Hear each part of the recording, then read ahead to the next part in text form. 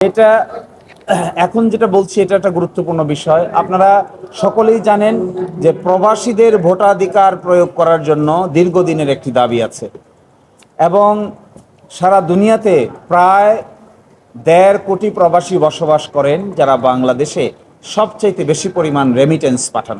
আমাদের অর্থনীতির ৬ থেকে ৭% তাদের রেমিটেন্সের উপর ভিত্তি করে চলে এবং বছরে প্রায় ২,৬৬৫ বিলিয়ন টাকা তারা বাংলাদেশে প্রেরণ করেন, যার মাধ্যমে আমাদের রিজার্ভ এবং আমাদের সরকার পরিচালিত হয়।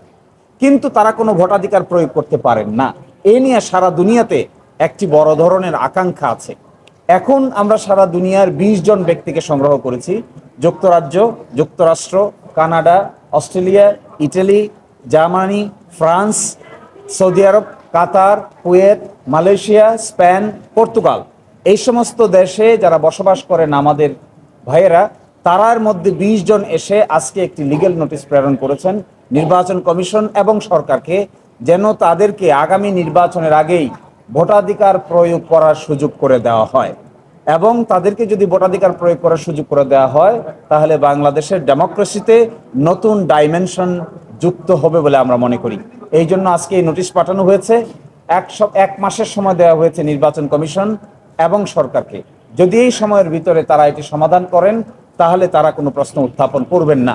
কিন্তু যদি সমাধান না করেন, তাহলে বিষয়টি উচ্চ আদালতে গড়াবে। এই জন্যই এই লিগ্যাল নোটিশ পাঠানো হয়েছে।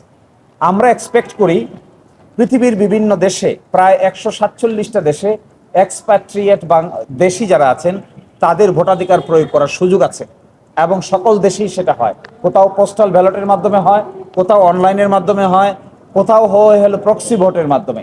আমরা এখানে প্রপোজ করেছি যে বাংলাদেশ থেকে তাদেরকে আগে নির্বাচন কমিশনের মাধ্যমে ন্যাশনাল আইডি কার্ড করাতে হবে। ন্যাশনাল আইডি কার্ড করানোর পরে অনলাইন অ্যাপসের মাধ্যমে তাদেরকে ভোটার লিস্টে নাম তুলতে হবে। ভোটার লিস্টে নাম তোলার পরে ভোট যখন আসবে, তখন সংশ্লিষ্ট দেশগুলোতে নির্বাচনের কমিশনের পক্ষ থেকে ভোটের বুথ তৈরি করা হবে। তারা আমেরিকায় বসে, কানাডায় বসে, অস্ট্রেলিয়ায় বসে, সাউথ আফ্রিকায় বসে এবং সৌদি আরব, কাতার, কুয়েতে বসেই সেখানে ভোট প্রয়োগ করতে পারবেন। যার বাড়ি যে এলাকায় হবে তিনি সেই সাংবিধানিক কিংবা সংসদ সদস্য, সেই এলাকার সংসদ সদস্যকে তিনি ভোট দিতে পারবেন। এই ভোটটা অনলাইনে গণনা করা হবে। পরবর্তীতে এই ভোটের বাক্সগুলো, ব্যালটগুলো বাংলাদেশে প্রেরণ করা হবে। এরই মাধ্যমে ১,৪৬,০০,০০০ মানুষ যারা ছড়িয়ে ছিটিয়ে আছেন, শিক্ষিত, দেশের জন্য উপকারী, তাদের ভোটাধিকার হলে বাংলাদেশের ডেমোক্রেসিতে নতুন ডাইমেনশন যোগ হবে বলে আমরা মনে করি। যেহেতু বিষয়টা জটিল, এই জন্য ১ মাস সময় দিয়েছি। ১ মাস পরে আমরা আদালতে আসবো ইনশাআল্লাহ।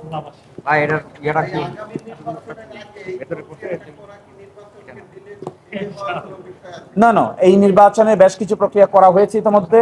আমরা মনে করি ডিলে তো নাই এবং এইটা হবে ইলেকশন, এইটা করলে ইলেকশন আরো দ্রুত, মডার্ন, স্ট্যান্ডার্ড ওয়েতে করা হবে।